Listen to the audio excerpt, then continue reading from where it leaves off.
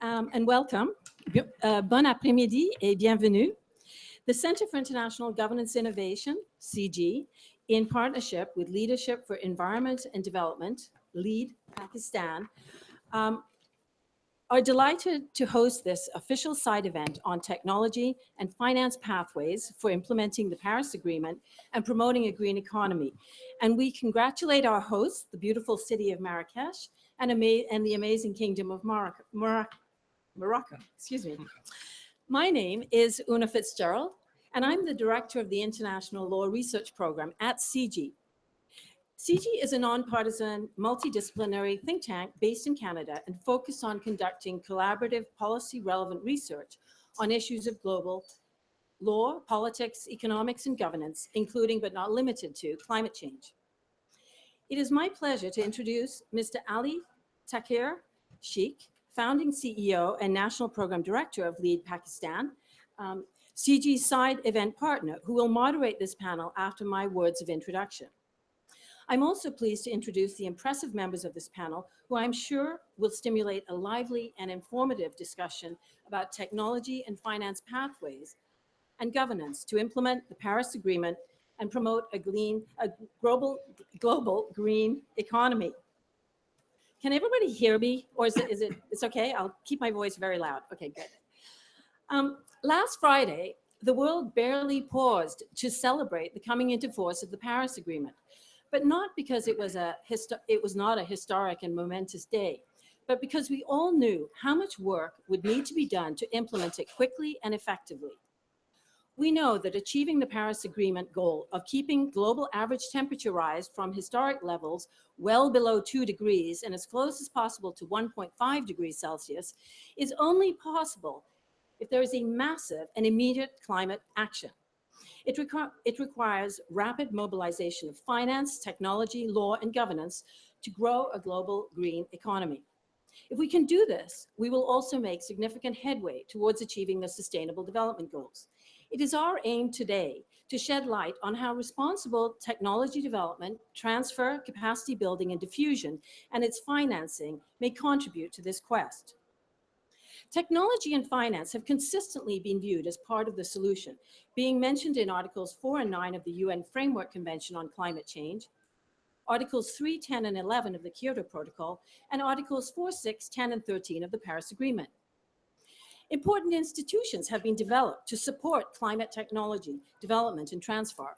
The subsidiary body for scientific and technological advice, known affectionately as SBSTA, provides information and advice on scientific and technological matters related to the UNFCCC and the Kyoto Protocol. The technology mechanism, established in 2010 and consisting of two complementary bodies, a policy arm, the Technology Executive Committee, and an implementation arm, the Climate Technology Center and Network, now serves the Paris Agreement as well. The TEC and the CTCN, which we'll hear more about today, help countries to develop and transfer climate technologies in support of climate change mitigation and adaptation.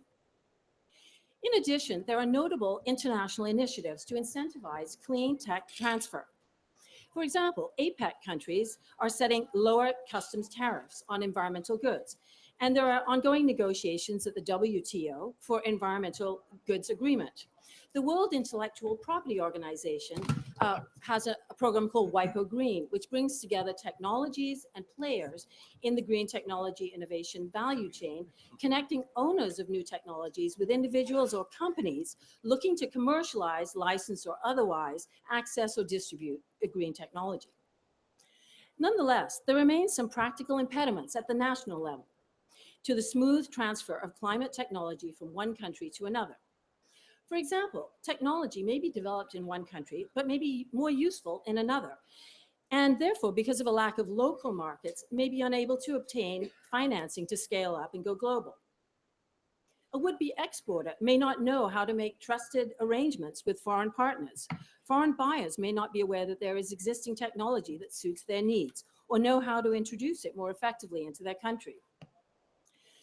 Clean technology is generally developed and held in private hands, where it is deployed for profit, whereas climate action is led by governments in the public interest, and there may be governance challenges in establishing mutually beneficial transnational public-private partnerships. Well-capitalized foreign companies may be inclined to dump green products in the recipient country to undermine competition from local producers. Developing countries that need the technology may lack the funds to pay for the projects. They may lack the legal and governance infrastructure that would be attractive to investors. For example, slow, uncertain, and costly processes to establish intellectual property rights, weak or even corrupt processes to enforce IP rights, high customs tariffs on imported technology, high withholding taxes on IP license fees and royalties, subsidies that favor local companies, local content rules that penalize foreign companies, etc. There is a clear need for interlocutors to help make matches of producers and market opportunities, matches of financing to facilitate transfer and pay for projects, and matches of skills to teach and learn how to take full advantage of tech transfer to develop lasting local capacity.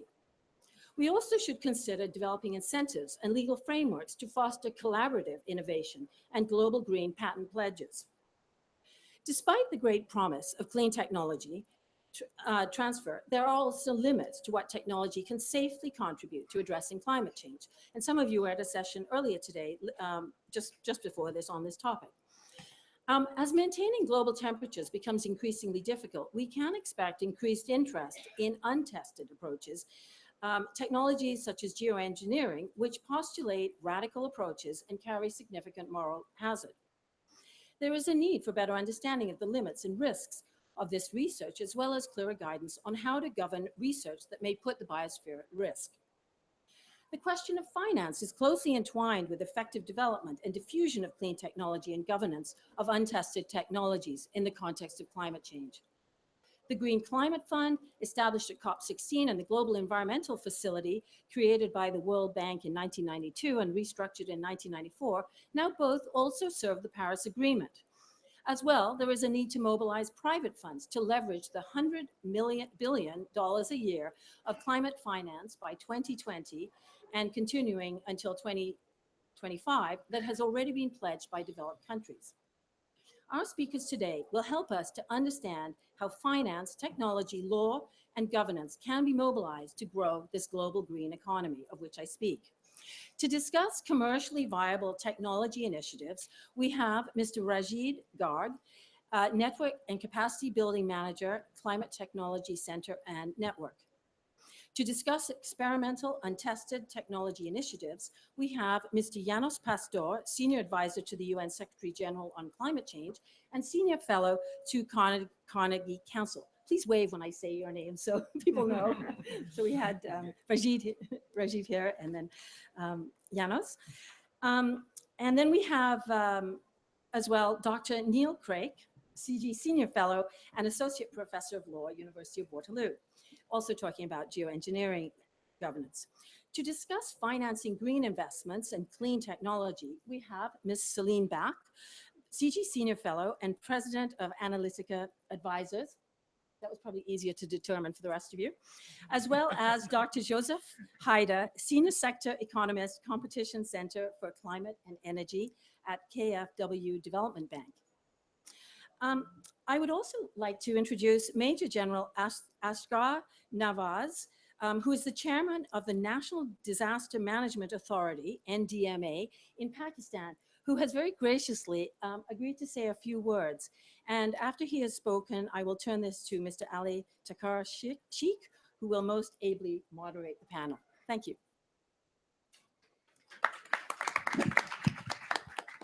Thank you very much, Doctor. Ladies and gentlemen, distinguished speakers, my compliments to Lead Pakistan and Center for International Governance and Innovation for choosing a topic which is rich in substance and perhaps enjoys a central position in all the strategies devised for putting up a formidable response to limit and contain the process of climate change phenomenon. Ladies and gentlemen, the many of questions which have been offered to the eminent speakers which are sitting here today are well thought out. They are all encompassing and provide a deep insight into the challenges, opportunities, and approaches for seeking the technological investment at a universal scale. Development of technologies, ladies and gentlemen, and transfer of technology is time and cost intensive. However, its adoption, apart from a matching investment, requires enabling environment in form of acceptability, sustainability, redundancy, change management, and even the legislation, to name a few. When we talk of introducing the technology in the domain of adaptation mitigation in developing countries, from which I also come from, and we see its application in agrarian and livestock sectors alone, the challenges can be well realized as we need to be mindful of complexities of this demand. Ladies and gentlemen, the climate investment is a singular factor which would impinge upon our ambition to limit the average global temperature. It must be understood that the investment cost increases with time overruns. So the response dilemma remains to be maintaining the equilibrium in a time-bound target and availability of a matching investment. We will also have to reorientate the cost-benefit analysis lens of this investment, be it in the government or in the private sector, because the investment for saving the planet has got the infinite returns. Ladies and gentlemen, in the end, I must say that the rider clause will remain to be that innovation will have to be exercised no matter what cost in developing an effective, adaptable technology as well as raising of financing through sustained, robust, and transparent financial mechanism. And I'm sure that our panelists which are present here today do have the valued input to take on this topic and lead us towards a meaningful direction. Thank you very much. Thank you. Thank you, Mr. Chairman. My name is Ali Sheikh and I'm co-host.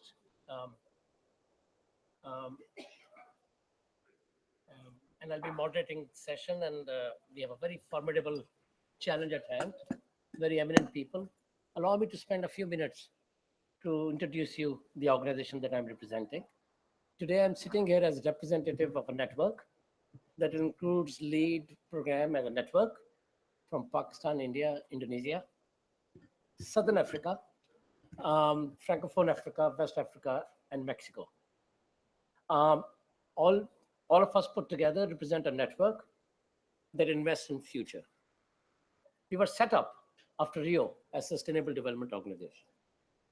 What we do collectively is integrate climate and development, ensure that it is embedded in our national policies and plans and reflected in our budgetary allocations. Integration of climate and development we aspire to see is at national and subnational levels. And in our work, it is reflected through three elements. One element deals about resilience. That is typically actions on the ground dealing with communities to reduce their vulnerability and to strengthen their ability to their resilience. Second, at the national level, we deal with policies and plans and allocations dealing with low carbon development. And that is essentially aimed at reducing emissions to meet our Paris commitments. And at the international level, we are very concerned about climate finance readiness of these countries that I have referred to and developing countries at large. Together, these three constitute a triangle that is still a broken triangle. So we need to bring it together because the development on one in resilience will hinge on the second, which is low carbon development, and these two will hinge essentially on the flow of capital and finances globally. Now, LEAD is about capability development. And what is capability? For us at LEAD, it is ability to leverage our capacity. So we are not only about capacity development, we are seeing how best our capacities, enhanced and strengthened capacities, can be leveraged for this broken triangle that I referred to. And how do we leverage? Allow me, if I can invite you to our booth, 27B, where my colleagues will explain to you how we leverage. But as CEO, I'm also a shameless in marketing our organization. This small booklet is a summary of projects, almost 80 projects that we have done in the Asian region. And many of them done through CDKN, but not all. And we leverage by working closely with national and subnational level governments and other stakeholders in the region. Now, mantra, as we know, is about financing and about technology transfer. These are three essential prerequisites. But what are 2 or 3 essential precursors or prerequisites that are essential for these financial flows to be successful, or for this technology transfer to work ably and aptly in terms of innovation and diffusion? There are 3 elements. One, the 3 elements that are of interest to today's panel as well. One deals with laws, regulations, and processes.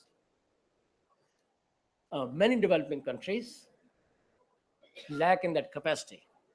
Regulatory regimes or order is not fully functional, or not, the architecture is not complete. And any conversation about MRV will essentially hinge on laws, regulations, and processes. Second prerequisite is about institutions to deliver and disperse, to deliver projects and programs consistent with Paris commitments as reflected in their own INDCs as well.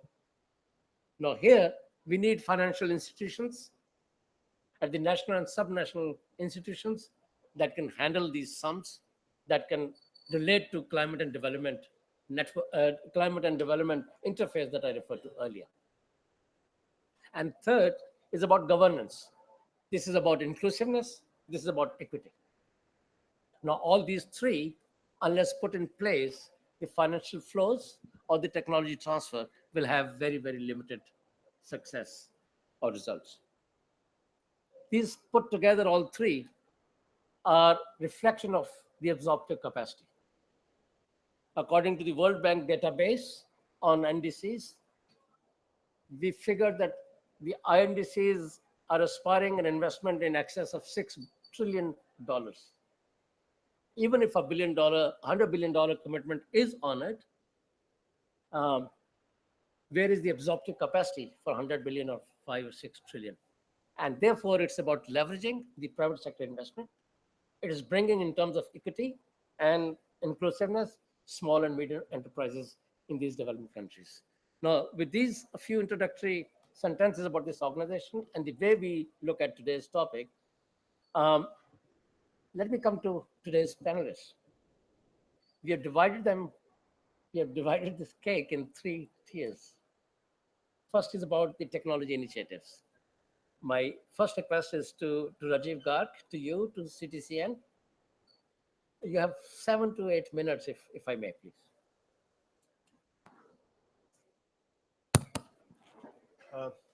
Thank you, Ali. Some of the points which you have mentioned in your opening statement, they are quite very apt. Most of the points are quite very apt. And CTCN as an institution is trying to address some of these issues, some of these points. As you all know, Climate Technology Center and Network, it's an operating arm of the technology mechanism. And this is a body under the convention, under the Climate Convention. And this body, this institution was formed on the request of the developing countries parties to support them on technology transfer needs. And therefore, a technology mechanism was created. Of the technology mechanism, CTCN is an operational arm of the technology mechanism. Now, quickly coming on to how do we operate? We operate through three basic actors. Number one, we have a group of experts, our consortium partners, which are very important to us, which help us manage requests of technical assistance, which comes to the CTCN. But who sends this request? Each country has designated a focal point called as nationally designated entities. And it is this nationally designated entities which, depending on their country's priorities, their INDC ambition, the various planning documents which they have, the technology need assessment which they have conducted, on the basis of all these work which they have done, they identify the right focus area, which is a priority for them, and they identify the kind of support they want from the CTCN, and they send us this request. They send the CTCN this request for technical assistance.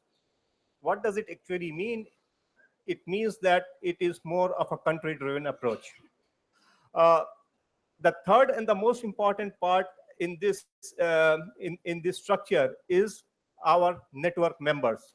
Mr. Ali, probably I would also like to mention here that Lead Pakistan is one of the network member of the CTCN. And these network members help us in implementation of the plans which we make through our experts in respective countries. So the network members are instrumental in implementation of the activities which we have planned and designed and which the countries want us to do. So it brings a very important context in this whole framework, that is that when CTCN delivers, it also takes care of the endogenous technologies and the existing local conditions. And that's the reason why we involve network members, because the network members have wide experience. We have got more than 250 network members. They have wide experience. They are spread all over the world. They work regionally, nationally, and also locally. So we have wealth of information. They have wealth of information, and a huge asset to us. CTCN operates in three basic areas. We provide technical assistance to the countries. We have developed knowledge management system, and through our knowledge management system, we are able to approach countries, or countries are able to approach us, individuals are able to approach us and see what kind of projects which have been implemented in that region, what kind of technologies are more prevalent, what kind of technologies are feasible, which are not feasible.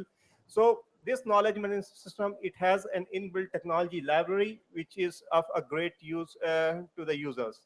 And thirdly and finally, that we also help establish networks. We try to have virtual platforms wherein we invite both the government, the private sector, the technology suppliers, so that virtually they can talk to each other, they can identify the barriers and try to overcome the barriers. So these are the three basic services which CTCN provides.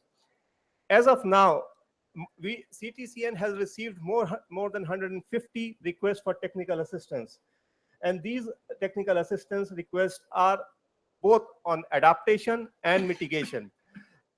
And we try to adopt a balancing criteria, and according to which we take or we address equal number of mitigation requests and equal number of adaptation requests.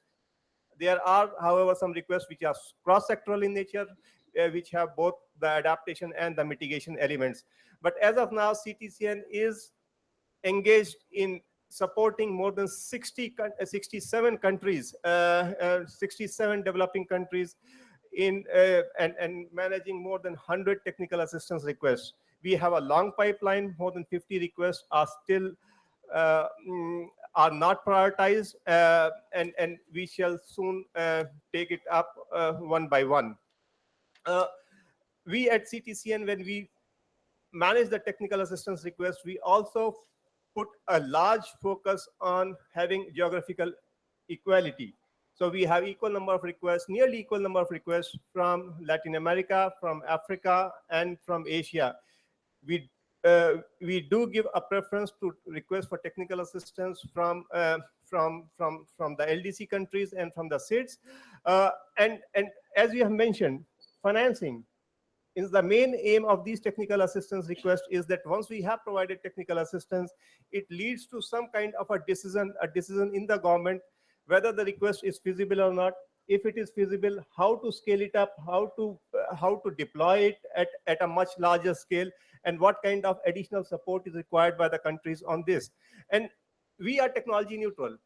At CTCN, we give advice as in a very transparent manner. And I'll give you just one example from a country which I am not going to name here, but that country came to us and they requested us that they want to establish a very high-end mechanical solid waste management digester, a digester. We did a feasibility assessment on that.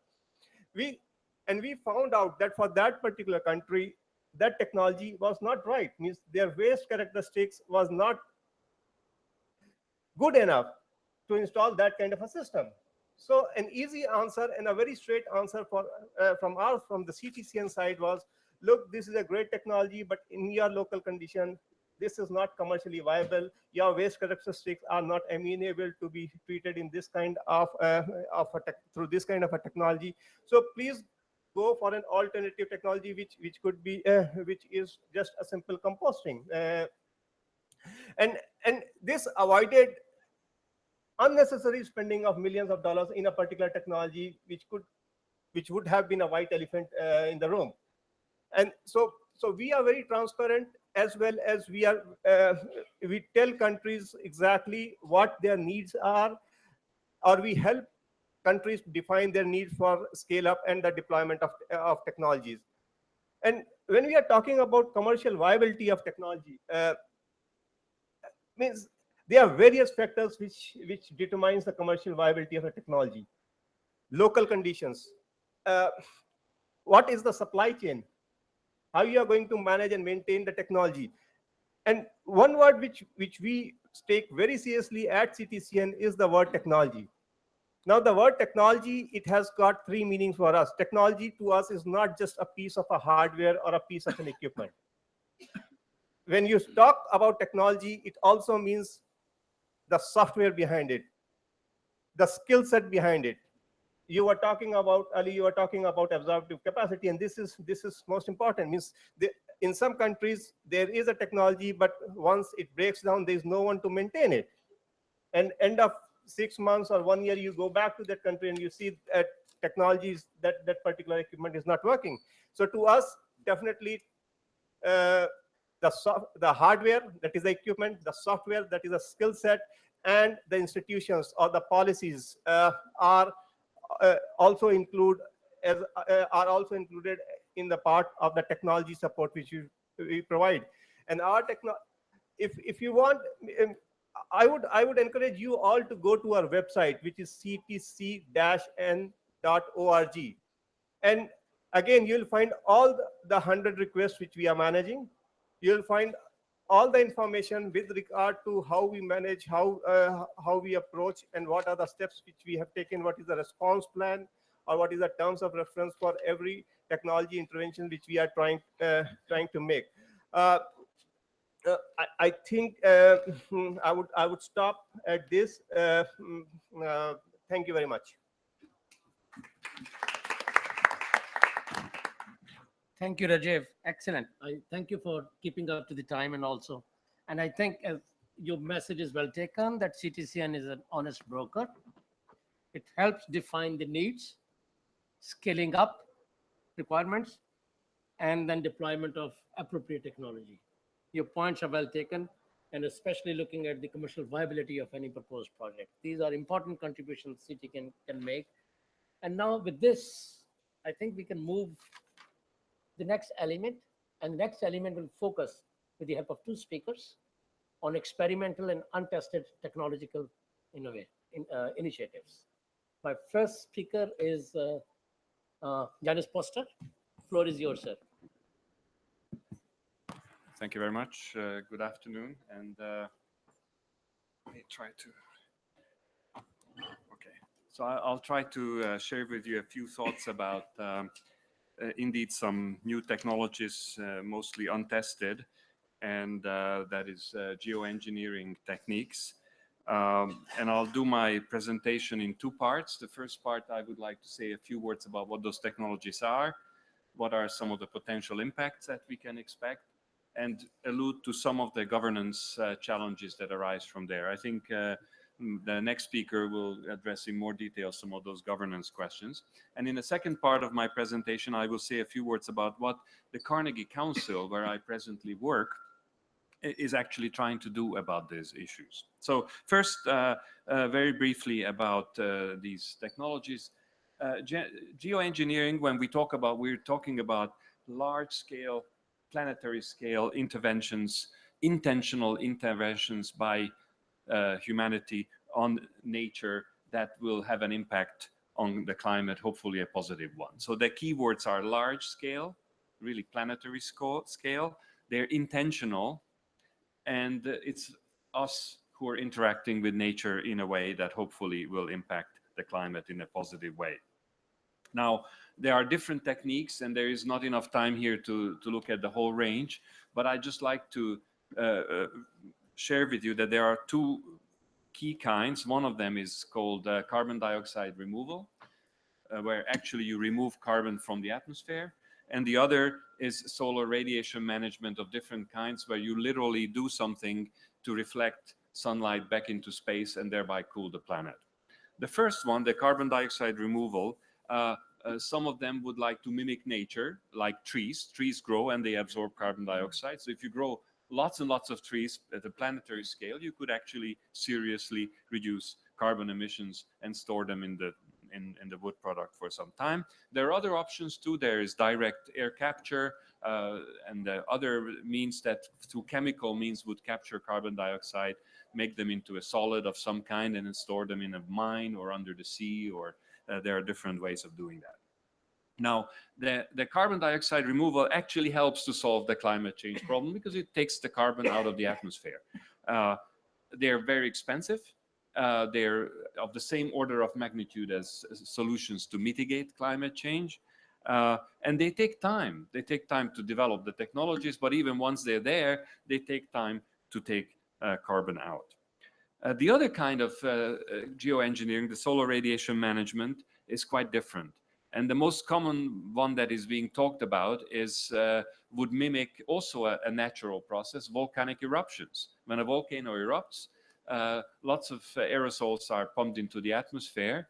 And like after the major eruption of Mount Pinatubo in the Philippines, 6 to 12 months later, you could measure the dropping in global temperatures. So the idea behind this technology is that you could spray literally aerosols into the upper stratosphere, which would reflect sunlight and cool the earth, and we'll be happy after that.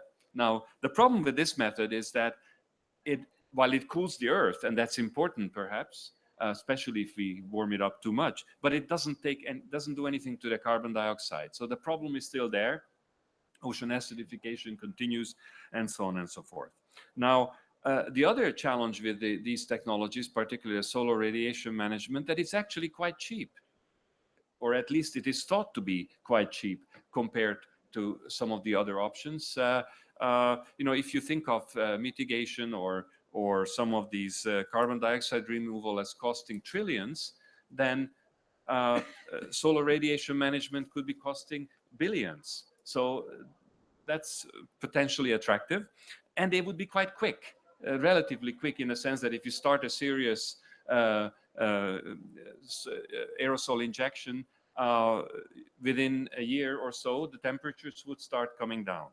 So these are some of the reasons why certain people are talking about these technologies. Now, before looking at the governance, we have to understand what the impacts are, because that, of course, is very important. Now, if you look at something like the carbon dioxide removal, one of the leading technologies that people have talked about, for example, in the IPCC report, the assessment report, is the so-called BECCS, the biomass-based electricity production with carbon capture and storage. These would have massive impacts on land use, on water use, and biodiversity, and therefore on food security. But that's the reality. And in fact, at least one expert in an interesting conference I attended recently said that in some of the models, even 2 degrees would be difficult to achieve, but in order to go to 1.5, you definitely need very substantial amounts of this kind of negative emissions technology BECCS to be used. But this expert said that the environmental impacts of going from 2 to 1.5 would be actually worse than staying at the 2 degrees itself. So that's one expert, but there are other experts who have said something similar. Now, in the case of solar radiation management, such as stratospheric aerosol injection, there are also impacts. There would be most likely reduced precipitation worldwide. There would be reduced sunlight, of course, because you're reflecting some of the sun into space. There would be negative impacts on the ozone depletion issue, which we were just about to solve through the Montreal Protocol.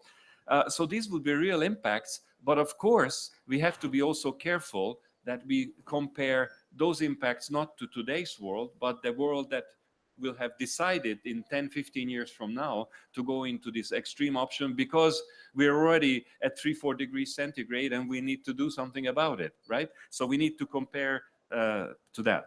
Now, in terms of governance issues, I mean, there are some really, really challenging issues, and I will just very briefly run through them, because both in the case of solar radiation management, but also in terms of carbon dioxide removal, one of the fundamental issues that there will be a global benefit of reducing CO2 or cooling down the planet. Clearly, it's important. But there will be impacts in different parts of the world, and sometimes those impacts will not be the same in different regions. So how does one balance a global benefit versus a regional negative impact, such as it might happen in some of the poor developing countries?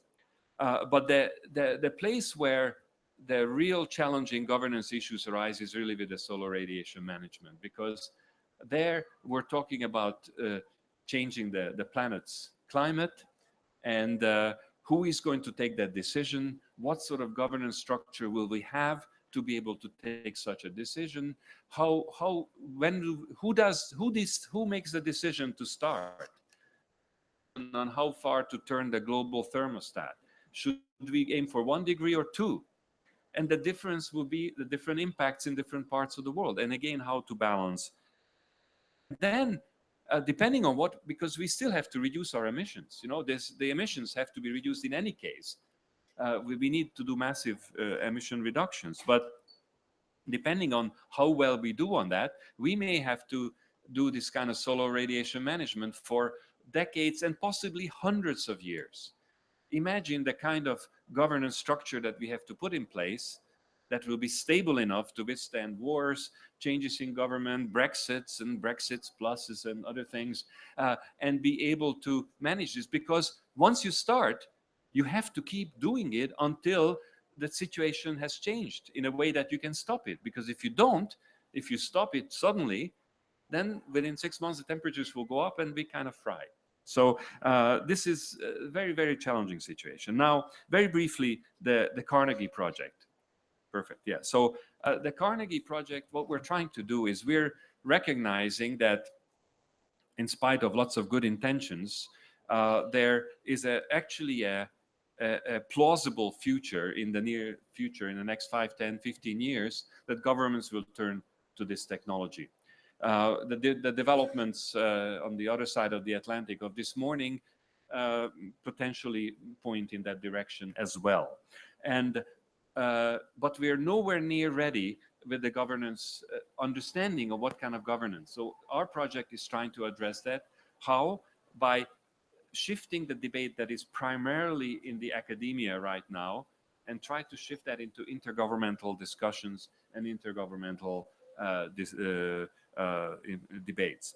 And we will do that by working with systematically with a series of intergovernmental organizations and key international non-governmental organizations who are involved in these policy discussions to work on it, to prepare assessments of this issue, to prepare standards and norms that could possibly be used, and in the process develop a network of individuals in intergovernmental organizations and those people working with those intergovernmental organizations at the country level who are knowledgeable about these issues and who will begin to think about these issues.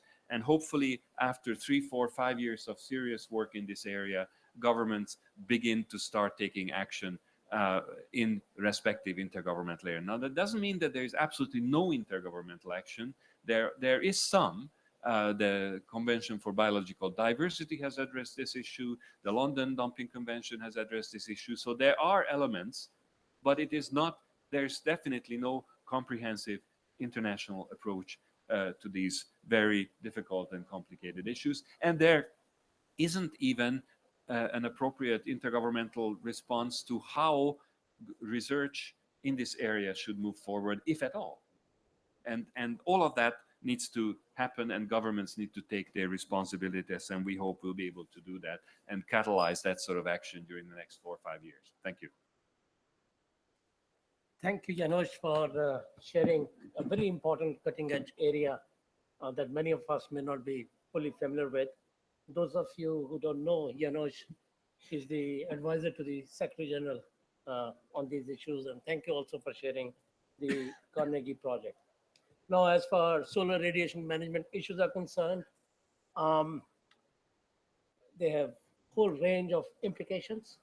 And once initiated, they don't stop. And like chemotherapy, they go months and years and decades and centuries, perhaps you said.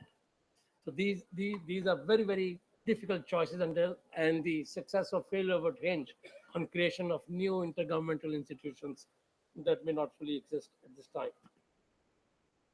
But at the same time, the debate as far as civil society is concerned hinges on one central point. That is that actions now, then postponing to that level where such intervention will be necessary for all of us. And especially in the context of equity regarding food security, adaptive capacity, and governance issues, having the livelihood options, these are central to the solar radiation management issues that we are familiar with. Now, with this, we come to our next speaker, again dealing with experimental untested technology initiatives. This is Professor Neil Craik, in the context of governance, I understand. That's right. Yeah. Thank you very much. And I'm going to really pick up a little bit where Janos has left off. I'm also going to be speaking about climate engineering governance, but I'm going to speak specifically to the governance of research. And I think in order to sort of frame this discussion, it's probably good to think about it in light of some of the characteristics of climate engineering research. And so first of all, I would say that unlike the technologies that are being talked about on the rest of the panel, these are what I would call hypothesized technologies, that they're technologies that scientists can model and understand because they have hypotheses, but they're not technologies in the sense that they are, for the most part, with perhaps some exception of some CDR technologies, readily implementable and still require a great deal of basic research to understand both their feasibility and their risks. And I think you've heard from Janos that the potential of these risks are really significant. And I think it's also the nature of these risks that we really have to understand. So there's a set of environmental risks and social risks, but there's also, I think, a very strong sense of ethical risks around the role of technology and the ethics of technology, and understanding, I think, to some degree that part of this discussion we can't develop a technology and then have a discussion about whether it's good or bad. We have to have this discussion about whether these are good, useful, desirable technologies, and we have to have that discussion before these technologies are really fully formed, because technology itself can take on a life of its own. The scale of these risks and the implication are global in character, and I think it's very important to understand that the action that we could do around climate engineering is decoupled from where those impacts occur, and is really decoupled from any kind of territorial interest. So we're talking about activities in the stratosphere whose international status is very uncertain, and I think some of the impacts to biological diversity from CDR again are sort of broadly felt. And I think when it comes to the sort of research and governance nexus, what we have to understand is that there's a kind of tension here in that we need research to inform our governance. I don't think we can create a governance regime fully formed without understanding the nature of these technologies, what they are and how they work. But we have to understand that the governance itself is going to shape the research. And so it's a very iterative and difficult tension to resolve. And I think what motivates my research in this area is really to ensure that we get to a point that when we have policy discussions around these issues, which I think we need and will have, that the research that's undertaken has a high degree of public confidence in the research and a high degree of legitimacy. So we're not having a debate around the validity of the science, but rather science is informing the debate, and the science is being developed in a way that's inclusive and credible to all of the interested parties involved. Because of this, I've tended to frame this in terms of what I would call, and others have called, responsible innovation. And by responsible innovation, I think partly what we have to do is move away from a kind of linear understanding of the sort of science policy model, where science is this sort of neutral input into policy, but rather we have to understand that science itself contains a number of values, and we have to conduct science in a highly inclusive, highly transparent way. And if we don't do that, then when we try to enter that into the policy discourses, it's going to be very, very difficult. There are, I think, a number of ways that are being talked about in order to build public confidence in climate engineering research: independent assessment, full disclosure of results, disclosure of data, disclosure of ensuring that poor results aren't suppressed. And so we've had some experience in clinical trials of ensuring that transparency goes to confidence and legitimacy. I think looking at the vested interests in research, and so do we think of climate engineering as a public good and should be publicly financed?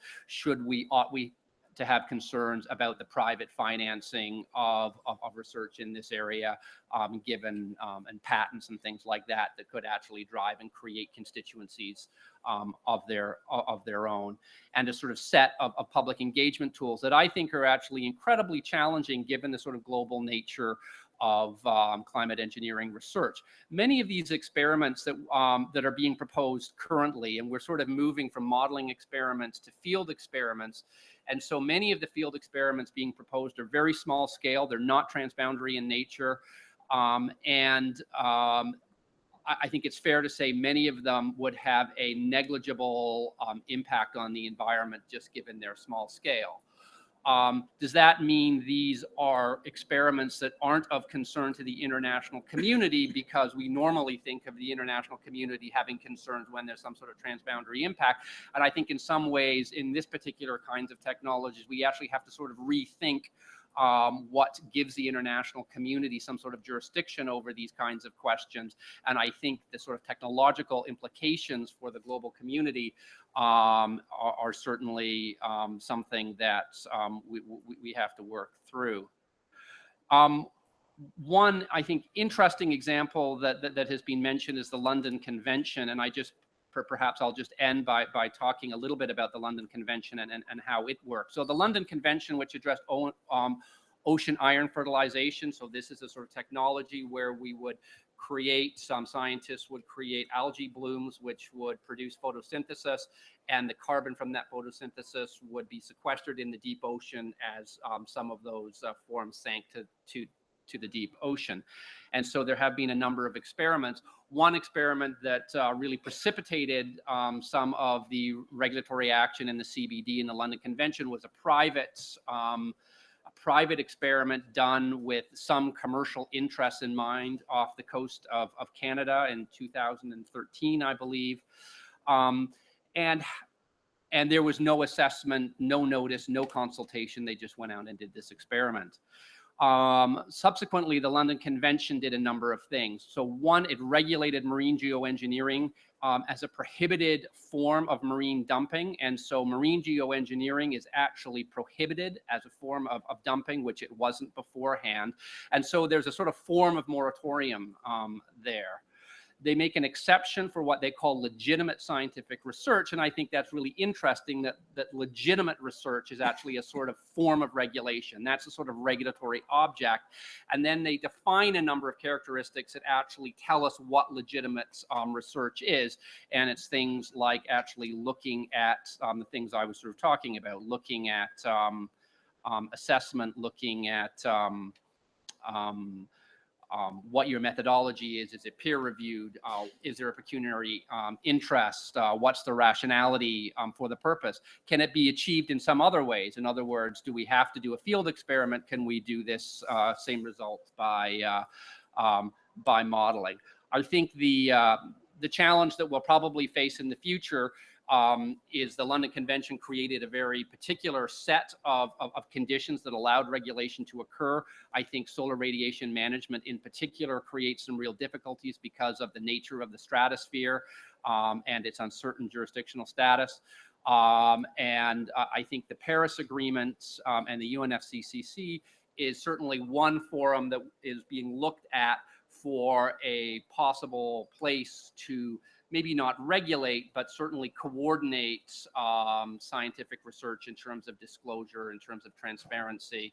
And I just, as a sort of one final thing, I'll just say that we have a number of papers here that we can provide after the session looking at this issue and technology issues as well.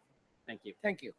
Thank you, Neil. Thank you for making this very important point that ethics of technology is central to this debate. And the discussion is useful to happen before the investments in technology are made. If I understood you correctly, technology has its own life, and therefore, science of informing debate has to have a lot of discussion beforehand in order to ensure inclusiveness and sensitivity of various stakeholders. Thank you for this important point, and thank you also for drawing our attention to London Convention. With this, we move to the third stage, talking about, and we'll talk about financing green investments and clean technologies. So I have a presentation. You have a presentation, I can give it to you. And you want to come here? My next speaker is Celine Beck, who is a senior fellow at CIGI and president of Analytica Advisors. Yes. Celine, it's all yours. So could someone just put a presentation? I don't know how to get to the desktop. It's on the desktop. It's called Side Events. Well, good afternoon, ladies and gentlemen. Thank you so much for coming at the end of what I'm sure is a very long day. I'm going to broach the topic of what one might call an advanced economy syndrome. As I hear you speak, my fellow panelists, thank you so much. Speak. I think about the fact that in advanced economies we don't necessarily have the capacity to build new institutions, and in fact, sometimes we're stuck. And I think, and I'm just going to start this timer for my chairman. And so what I'm going to present is some research that I've done now for the last 7 years, and which I hope will be eventually taken over by our National Statistical Agency. So we have a small triple bottom line woman-owned firm doing the work of the National Statistical Agency. And the reason we're doing this is because the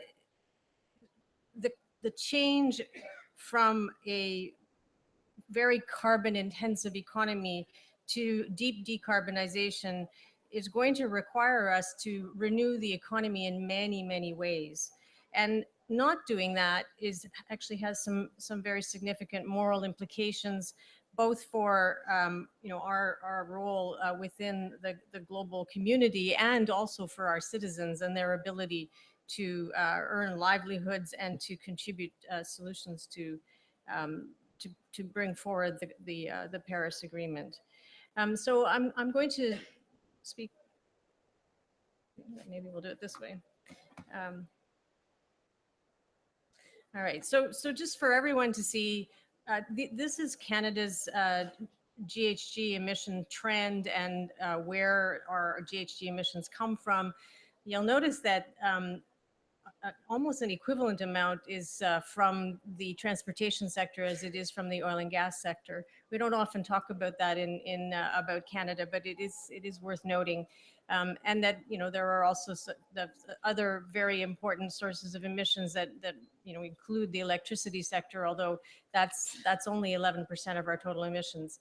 I'd also point out the fact that our trend at the moment is not going in the right direction, and so we have a great deal of work in order for us to meet our Paris commitment obligations.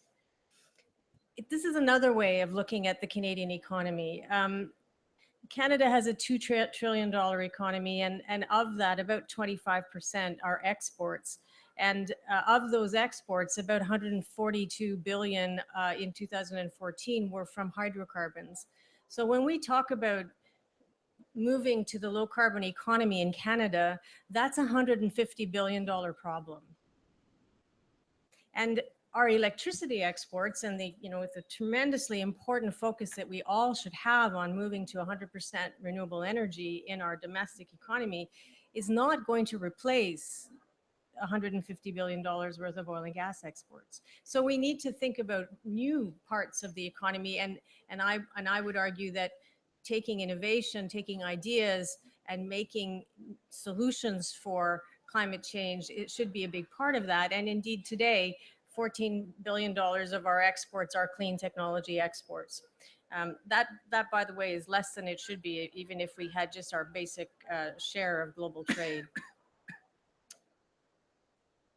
I also thought it was important, specifically today, to talk about the fact that trade in global clean technology is 17 times greater than that of coal.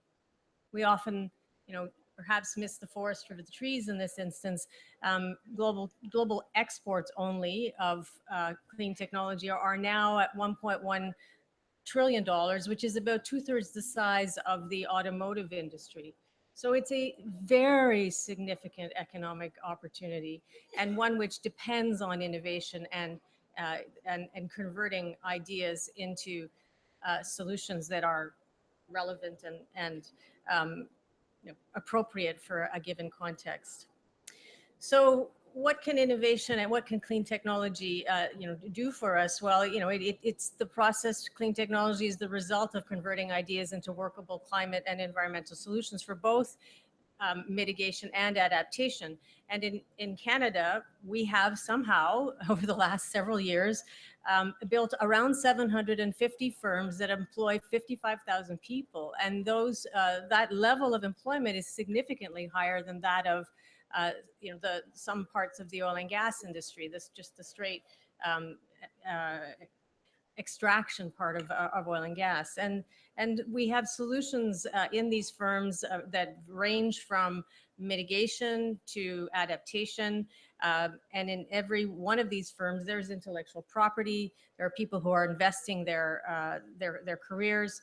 20% of the employees in this sector are people aged 30 or less, and they're thinking of the future. But there are significant barriers, and finance is the #1 barrier. We did some research with 83 of the 750 firms and asked the CEOs to tell us what was the single most important barrier to their scaling up and actually becoming firms that have an economic importance that is similar to that of the oil and gas industry or other large dominant firms today. And growth capital, as well as the talent to raise that money, were the number one concerns. And so if we try to sort of break that down a little bit, well, why is that the case? Well, as you all know, I'm sure finance depends on certainty, and regulation is what provides certainty. And so, our firms, actually small firms, don't have the same access to regulatory discussions as obviously large incumbents have. And so it happens that we have discussions about new regulations without actually including the innovators who might be able to say, well, this is the best available technology and this is the standard you should be seeking in this regulation, whether it's for adaptation or mitigation. And the one example that comes to mind in Canada is methane regulation, where we are engaged in discussions about methane regulation without necessarily bringing the rigor of what innovation would enable in those discussions. So we have a structural barrier as far as innovators and their ability to be engaged with regulatory process. We also, I think, need to recognize the fact that it's taken decades for us to build up very deep capital stocks in the fossil fuel based economy. And if you imagine, when Mr. Ford first started selling cars, and he had to think pretty hard about, well, how are we actually going to distribute these vehicles, and we're making them, but how are people going to buy them? And so there was the process that went into building up all the distribution channels for Model T Fords. Well, that whole process is now underway for clean technologies. We don't have distribution systems. We don't have complete value chains. All of those things are required, and they need a great deal of capital. And then the last thing I would say is that these firms are selling into markets where their customers are very, very large and have very high pricing power. And so their response is to say, well, we like your innovation, it's interesting, but we're not going to take risk and actually invest our own capital. We're going to make you go and find all that capital so that you can enable us to try it without actually, having to expose our shareholders' investments. Well, we lost something there. So what is a proposal for scaling up innovation? Well, the first thing is, I think we need to baseline the competitive dynamics between the incumbents and the emerging sectors. So how strong is the pricing power of large, fossil fuel-based industries compared to emerging sectors? Quantify the capital gap. We're in the process of doing that, and we'll see what happens. And then we have an estimate of 10 billion in Canada. Compare that gap to fossil fuel subsidies. A very conservative estimate of fossil fuel subsidies in Canada is that they're about $3.5 billion a year.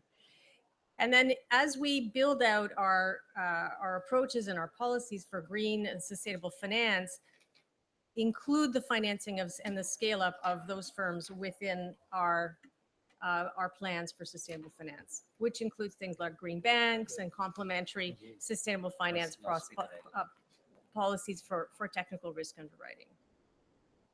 And that's it. So I think I was 30 seconds over, Mr. Chair. You did an excellent job, Celine. Thank you very much. My last speaker, before I go to last speaker, I want to thank you for highlighting some of those things. The way I listened to your presentation, first, it's important, and I could see that many developing countries will share similar challenges. We are all together in the same boat. For example, it's important for us to understand these major sources of GHG emissions. When you highlighted transportation, I could see that transportation is a very, very major source of emissions in the Asian economies from one country to the other. Right? It's the same story again and again.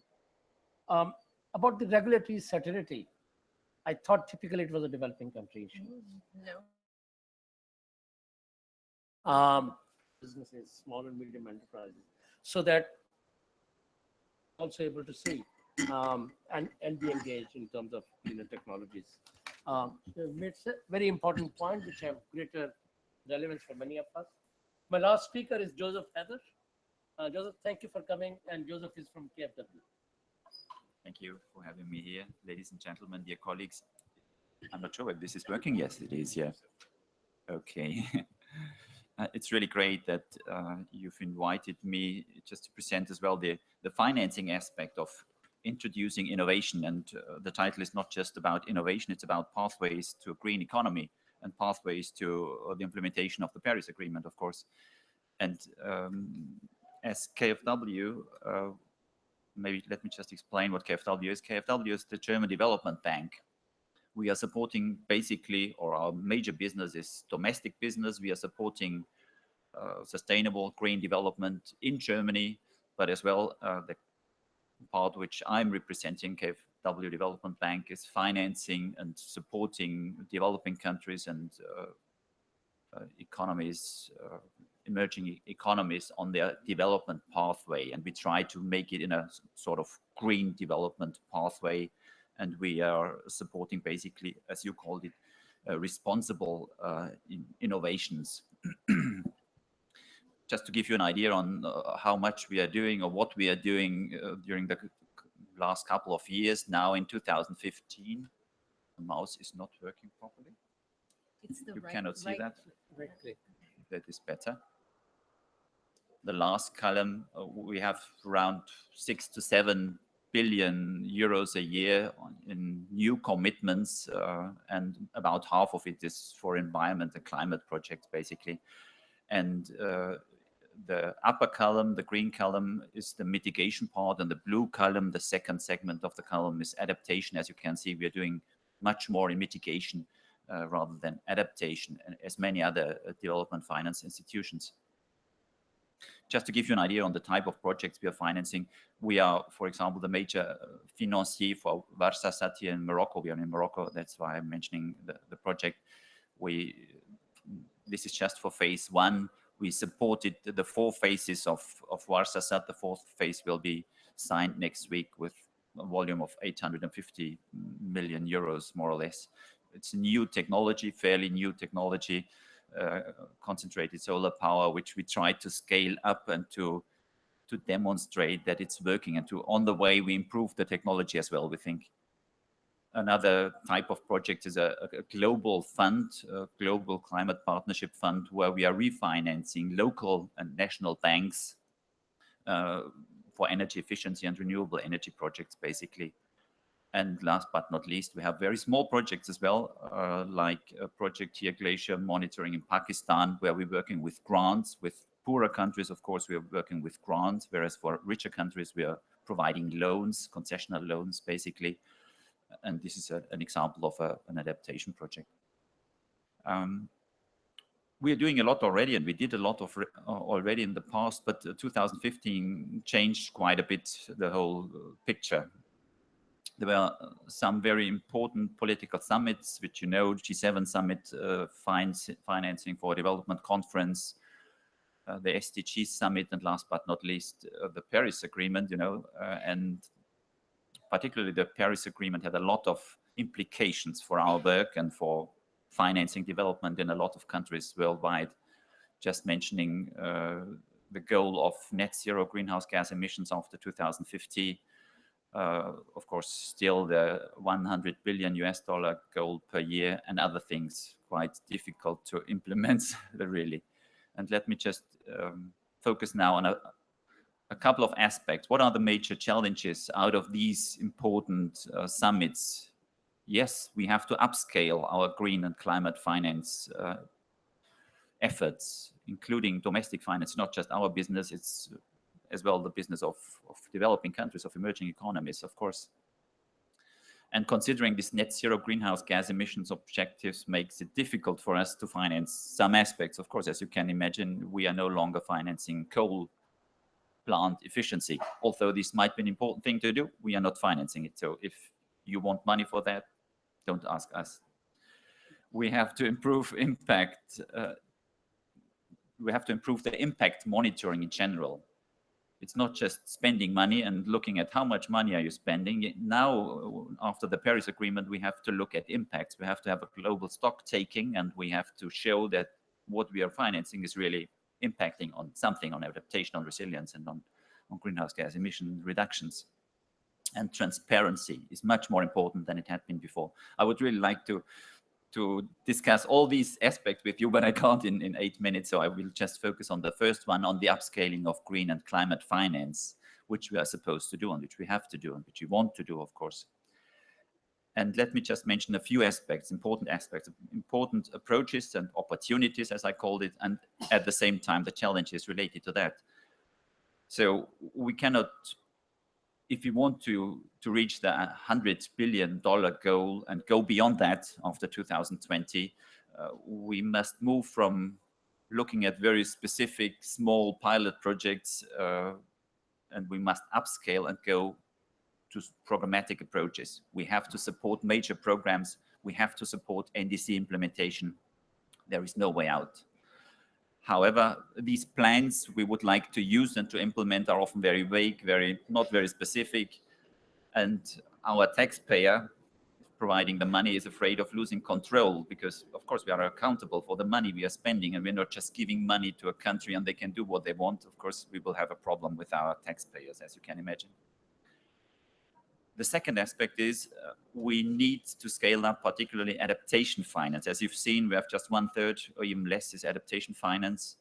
If we want to go beyond that and reach the $100 billion goal, we definitely have to scale up our adaptation financing contributions. So we do need good business models, good projects for this. And if you want money from the Green Climate Fund or from World Bank, KfW, whoever, if you're making proposals in adaptation, it's much easier to get the money rather than for mitigation. However, this is the challenge related to that. The adaptation concept, as you know, is still quite new, and adaptation measures are not very profitable in the short run.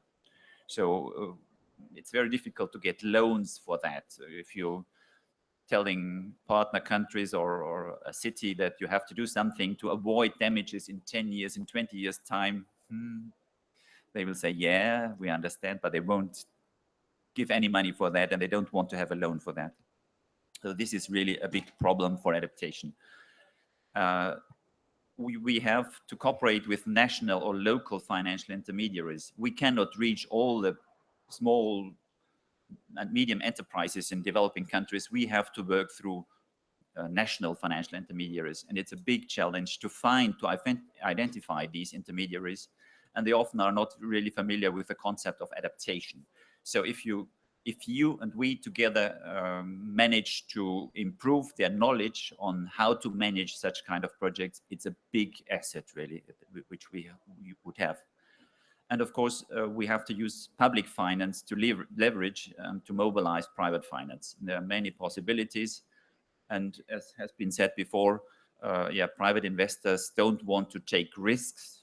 So what we have to do with public money is de-risking measures. We have to support with project development. And another important thing is, if you want to, everybody's talking about green bonds, and everybody wants to have responsible investors on board. But if you're talking about adaptation, a responsible investor wants to know how much adaptation have you really reached with his investments. And if you have no metric to measure the impact of adaptation, the investor is not very happy. So this is a big challenge so far. I will leave it like that. Thank you. Thank you, Joseph, and thank you for being so sharply crisp and making some observations. I particularly want to draw attention about relatively promising prospect of adaptation projects compared to mitigation. But then the intrinsicity attracting loans from private sector, they're not always very viable. These are important points for us to keep in mind. Very important is de-risking with public sector finance to leverage private sector funds.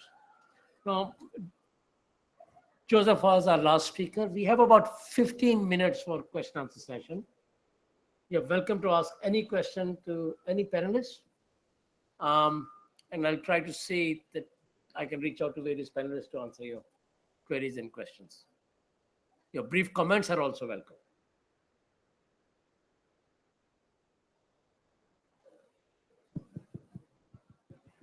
Yes, ma'am. Hold on, the mic is coming.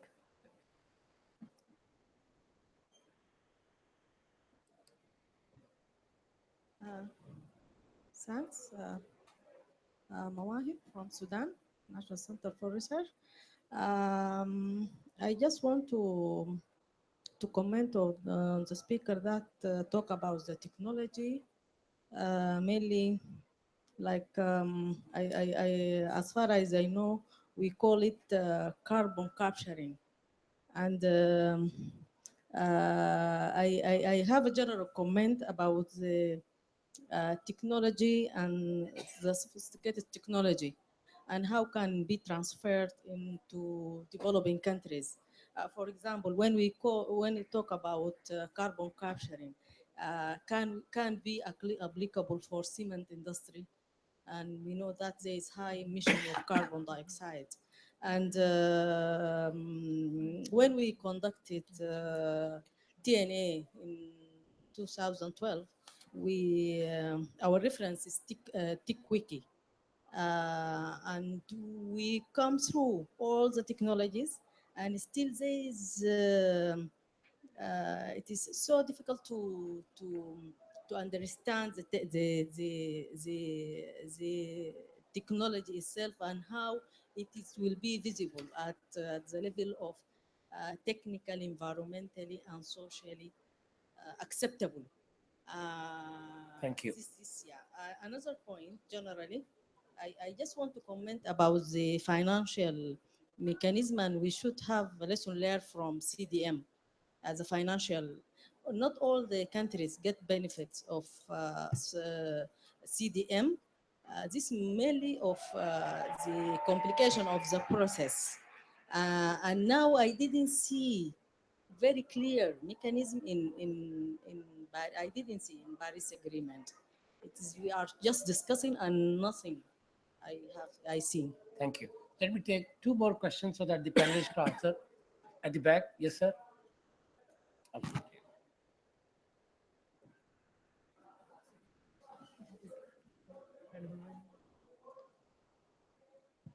Hi, excuse me. Hi, my name's Matt. I'm from Australia. I just wanted to ask you guys what your thoughts were, if there's any possibility of a technological disruption which has happened to other sectors of the economy, for example, with say car sharing or like Uber or what's happened, for example, in the computer industry. And is there an issue with the finance in terms of, have you seen some of these potentially business models that look fantastic, but there's not the finance there? Or is it actually that these technologies don't actually exist yet?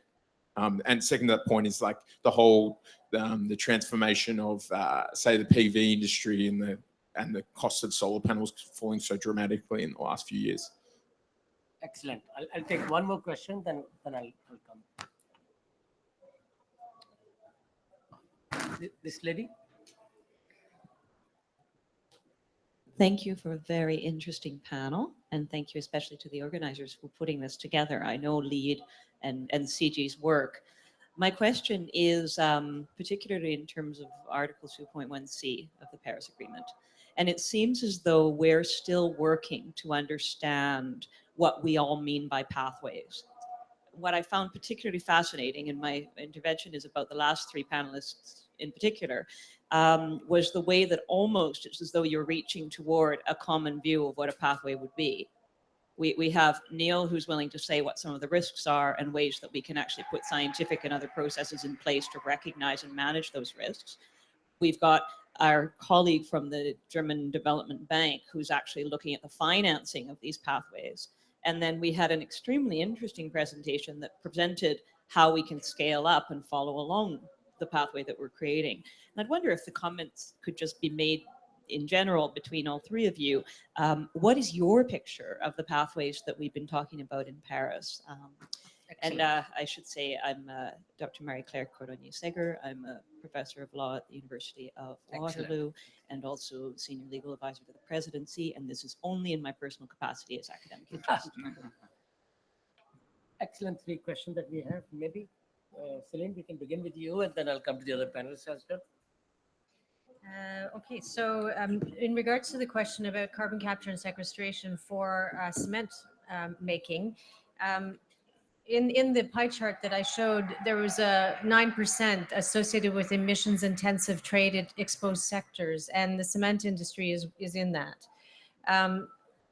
We actually have companies in Canada that are developing carbon sequestration technologies for the cement industry, and it's important because as private companies sign on to commitments to expose the carbon risk in their business models, the building industry is going to look for cement that is made with a lower carbon footprint.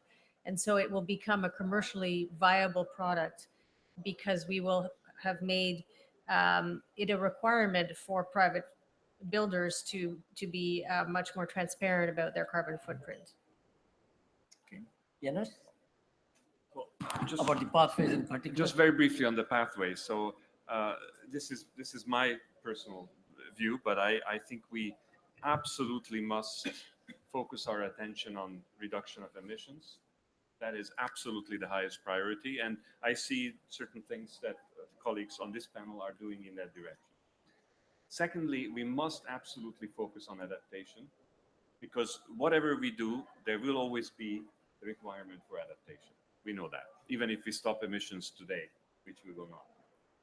And then we get to the difficult part, because the third part of my pathway is that almost if we do everything possibly we can, we know we're not doing enough.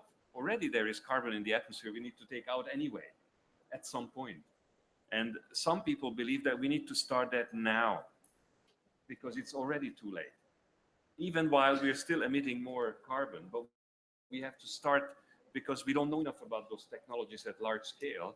So we need to find out the risk, yes, of the risks and benefits of those technologies as early as possible. And we will know that by doing some of that.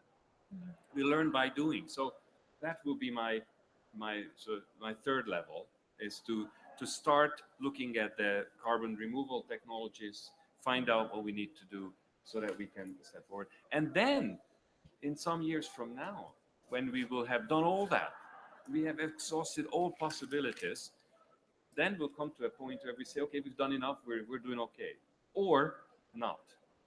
And then we go to that last level, which is the cooling down the earth, because solar radiation management, because we will not have achieved what we want to achieve. Now, I hope we don't get there, right? But you never know. So we need to have that as part of our pathway thinking. Joseph, you wanted to add something? Yes, I fully agree that adaptation is really very important. As far as mitigation is concerned, I fully agree. Our main focus has to be on the reducing emissions at its origin and not looking at end-of-pipe solutions. We, as KfW, would never, ever, at the moment, finance any end-of-pipe solution for various reasons. They wouldn't go through our due diligence with respect to the environmental and social standards at the moment. But, of course, we will face the problem, I'm quite sure, that we are not good enough in reducing emissions at its origin. So such type of solution might be worthwhile for some specific cases, for,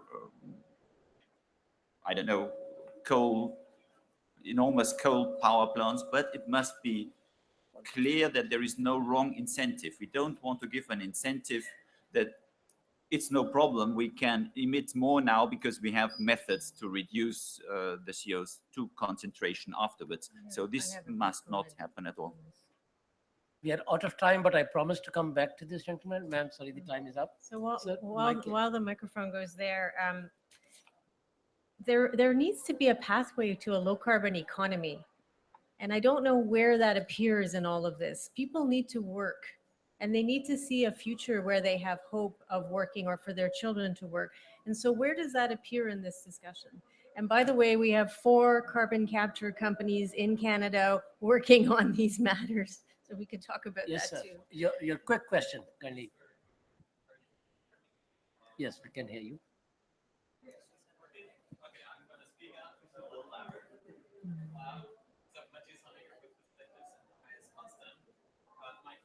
is to Neil, who laid out a very nice picture that we need more knowledge on those types of technologies, on these types of solutions. Knowledge not only on the technologies, but on the social, political implications thereof. That shows really how that's intertwined. My question is, how do we achieve the type of research that's needed to better understand this? Neil, can you respond in 30 seconds? Yeah.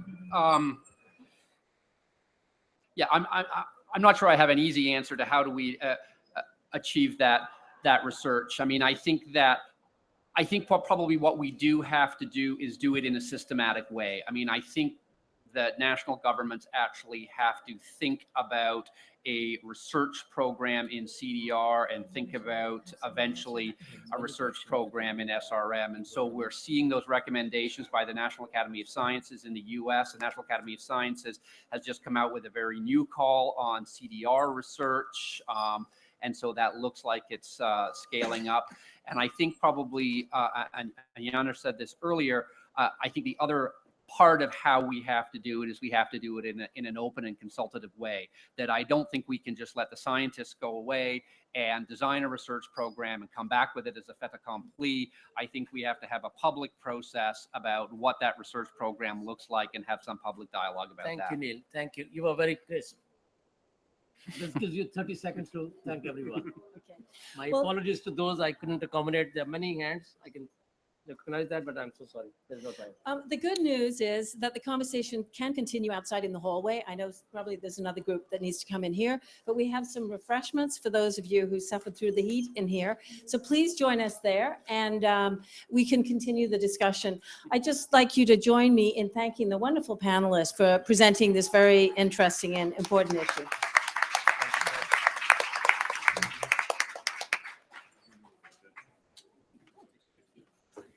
Rajiv, why don't you come back to you with one more?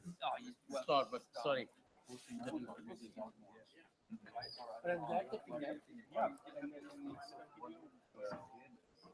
try to sit through your